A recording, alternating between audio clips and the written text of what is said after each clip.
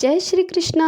राधे राधे। भगतजनों, आज सुनते हैं एकादशी महात्म्य।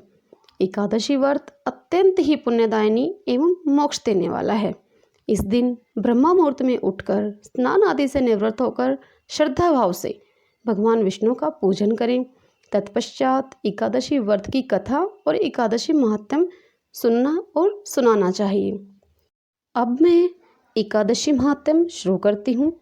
इसी विषय में एक बहुत ही पौराणिक कथा है, वही सुनाती हूँ। सूत जी बोले, हे मुनियों, अब आप एकादशी व्रत का महात्म्य सुनिए।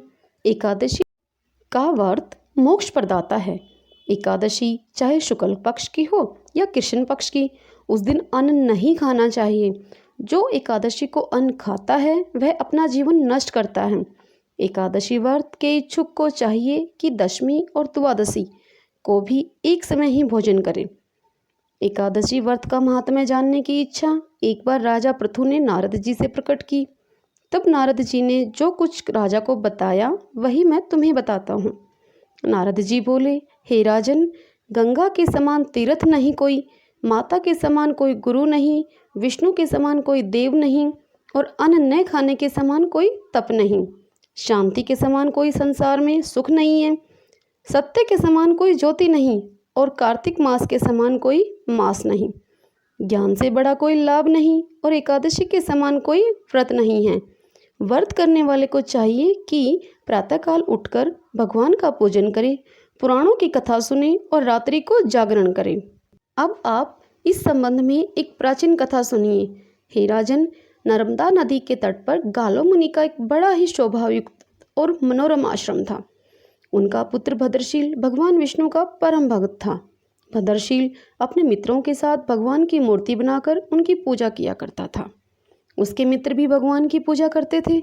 तत्पश्चात उन्हें उपदेश देता था कि वे एकादशी का व्रत भी करें। अपने पुत्र के उस चरित्र को देखकर एक बार गालो मुनि ने उससे स्नेहपूर्वक पूछा, हे पुत्र, तुम हर समय भगवान विष्णु की पूजा अर्चना में लगे रहते हो तथा दूसरों को भी प्रेरित करते हो, यह उपदेश तुम्हें किसने दिया? यह सुनकर भद्रशील ने अपने पिता को नमन किया और श्रद्धा युक्त होकर बोला, हे पिताश्री, मैं आपको अपने पूर्व जन्म का वृतांत बताता हूँ। पूर्व जन्म में मैं चंद्रवंश में धर्मकीर्ति नामक राजा था। मैंने दत्तात्रेय जी से शिक्षा ली। उस जन्म में मैंने 1000 वर्षों तक शासन किया, किंतु जीवन के उत्तरार्ध में दुर्भाग्यवश मैं बुरी संगत में पड़ गया। वेद मार्ग छोड़कर मैं पाखंड के मार्ग पर चल पड़ा। मेरा आचरण बिगड़ा तो प्रजा का आचरण भी बिगड़ते देर नहीं लगी। एक दिन मैं शिकार खेलने के लिए वन में गया। उस दिन मैं भूखा प्यासा रहा। घूमते घूमते मैं नर्मदा नदी के तट पर जा पहुंचा।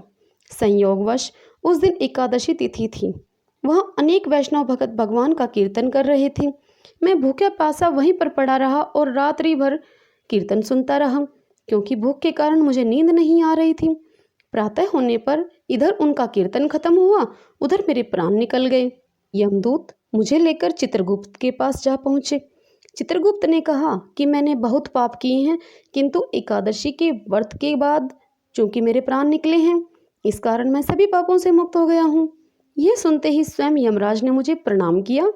फिर अपने दूतों को बताया कि एकादशी का व्रत करते हुए जिसके भी प्राण निकले हों वह स्वर्ग का अधिकारी होता है। जो कोई भी अनजाने में भी एकादशी का व्रत करता है उसके सभी पाप नष्ट हो जाते हैं। इसके बाद हे पिताश्री, मुझे एक सुंदर विमान में बैठाकर स्वर्ग भेज दिया गया।